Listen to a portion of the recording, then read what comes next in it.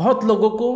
उनके घरों में जैसे ही वो 12th पास होते हैं या होने वाले होते हैं, उन्हें बोला जाता है कि बेटा आपको इंजीनियरिंग करना है। कुछ हमारे रिलेटिव्स होते हैं, कुछ हमारे भैया दीदी होते हैं जो कर रहे होते हैं इंजीनियरिंग, तो हमारे मम्मी पापा हमें बोलते हैं कि यार इंजीनियरिंग कर लो, इसमें स्कोप है, प्लेसमेंट इससे मिल जाएगा आपको, इससे आप एक जॉब सिक्योर कर पा रहे होंगे। तो इस वीडियो में हम देखने वाले हैं कि कौन सी ब्रांच आपको सेलेक्ट करना चाहिए इंटरेस्ट के हिसाब से,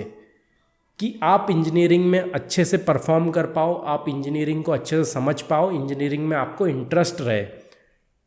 बहुत सारे घरों में देखा जाता है कि हम भैया दीदी के पास चले जाते हैं और पूछते हैं उनसे कि कौन सी ब्रांच मुझे लेना चाहिए, और जो वो बोलते हैं कि यार ये ब्रांच में प्लेसमेंट अच्छा हो रहा है या ये ब्रांच का स्कोप है, अदर ब्रांच तो वेस्ट है, तो हम वैसे ही करके एडमिशन ले लेते हैं वो ब्रांच में। और बहुत सारे बच्चों के साथ ऐसा भी होता है, मैंने देखा है कि वो जब वो ब्रांच चूज़ करते हैं, उसके बाद जब वो कॉलेज में जाते हैं, जब वो ब्रांच के बारे में पढ़ते हैं, तो उन्हें पता चलता है कि यार मेरा इंटरेस्ट तो ये ब्रांच में नहीं है,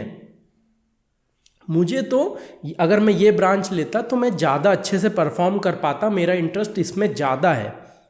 तो ये चीज़ आपके साथ ना हो, इसलिए मैं ये वीडियो बना रहा हूँ। इस वीडियो में हम देखेंगे कि इंजीनियरिंग में आने से पहले आपको किस तरीके से ब्रांच डिसाइड करना होता है कि आप कौन सी ब्रांच लेना चाहते हो। अगर आप सभी को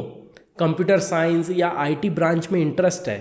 पहली बात तो बच्चों को ये नहीं पता होता है कि मुझे इंटरेस्ट है भी या नहीं है, जो कि मुझे भी नहीं पता था जब मैं 12th में था। बट मुझे ये क्लियर था कि मैं बचपन से कंप्यूटर चला रहा हूँ, मुझे कंप्यूटर पे बैठना अच्छा लगता है, मैं कंप्यूटर पे बैठ सकता हूँ बहुत लंबे टाइम तक, चाहे मैं गेम खेल रहा हूँ, चाहे मैं कुछ और कर रहा हूँ, तो मैं बैठ सकता है कंप्यूटर पे, ठीक है। बट बहुत बच्चे गेम खेलने के उससे भी कंप्यूटर साइंस ले लेते हैं या आईटी ले लेते हैं कि यार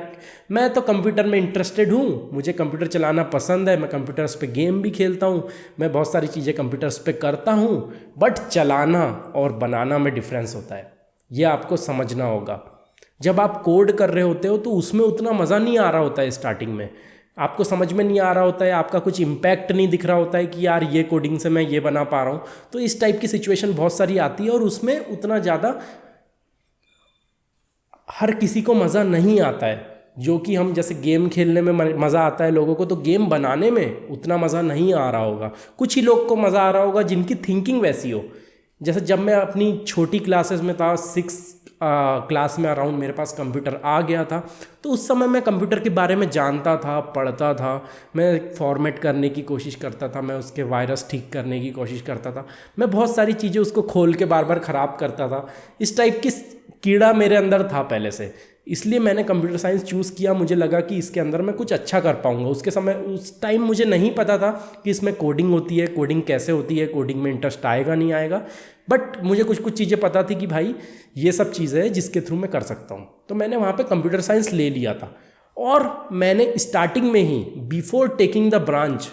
एक कोडिंग लैंग्वेज सीखने लग गया था, क्योंकि मैं सेंट्रल बोर्ड से नहीं आता हूँ, मैं स्टेट बोर्ड में पढ़ता था, तो वहाँ पे मेरा कोडिंग नहीं थी 11th-12th में। तो मैंने उसके बाद सीखी, 12th जैसी पास किया, उसके बाद टाइम होता है, ड्यूरेशन गैप होता है 3-4 मंथ का, उसके बीच में आप एक्सप्लोर कर सकते हो, देख सकते हो कौन सी ब्रांच मेरे लिए अच्छी है। अगर आपको लगता है कि मैकेनिकल में मैं अच्छा कर पाऊँगा, सिविल में अच्छा कर पाऊँगा, या कोई भी ब्रांच में मैं अच्छा कर पाऊँगा, तो बहुत सारी अलग अलग टाइप की ब्रांचेस है। अब तो और नई नई ब्रांच आ चुकी है, डेटा साइंस आ चुका है, और भी डिफरेंट टाइप की छोटी छोटी ब्रांच आ चुकी है जो सीएस से ही रिलेटेड है। मतलब सीएस ही समझ लो आप कि सीएस ही है, बट आपको एक स्पेसिफिक डोमेन के बारे में पढ़ा जा रहा है, जैसे डेटा साइंस हो गया, मशीन लर्निंग हो गया, इस तरीके की आर्टिफिशियल इंटेलिजेंस हो गया, तो ये सब ब्रांच वहाँ पे पढ़ाई जाती है। अब यहाँ पे एक और क्वेश्चन आता है कि भैया ये तो आपने बता दिया कि हमें ऐसा रैंडमली ब्रांच चूज़ नहीं करना है, तो करना कैसे है।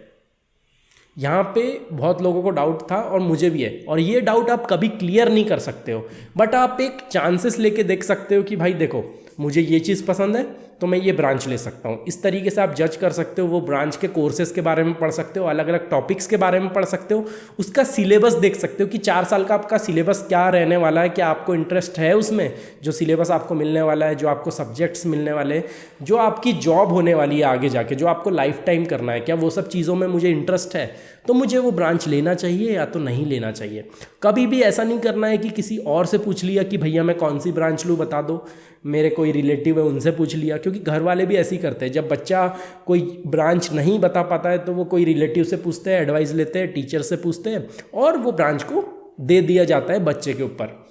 क्योंकि मैंने फर्स्ट ईयर में बहुत बच्चों से ऐसा सुना है कि यार ये तो हमारे पापा ने बोला था इसलिए मैं इंजीनियरिंग कर रहा हूँ, मेरा इसमें कोई इंटरेस्ट नहीं है। तो इसमें दिक्कत होती है, क्योंकि इंजीनियरिंग ऐसा कोर्स है जिसमें आपको चीज़ें पसंद होना चाहिए। अगर आपको पसंद नहीं होगी तो आपको इंटरेस्ट नहीं आएगा, आप कर नहीं पाओगे, आप उसमें हार्डवर्क पुट नहीं कर पाओगे। तो जो इंटरेस्ट है वो ब्रांच लो,